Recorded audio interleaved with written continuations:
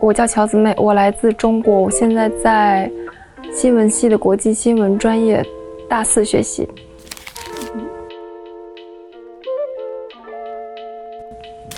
因为我在国内的时候听说白俄罗斯这边的教育比较好，然后我也想换一个生活方式生活，然后白大比较适合我认为。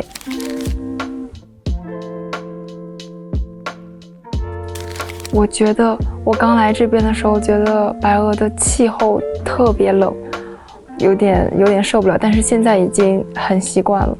然后这边的人都特别友好，这边的建筑和环境也特别漂亮。我在这边交到一些白俄罗斯朋友，但是不是很多，中国朋友比较多。虽然白俄罗斯朋友不多，但是我特别珍惜他们。如果我毕业后有机会的话，我一定会经常和他们聚会。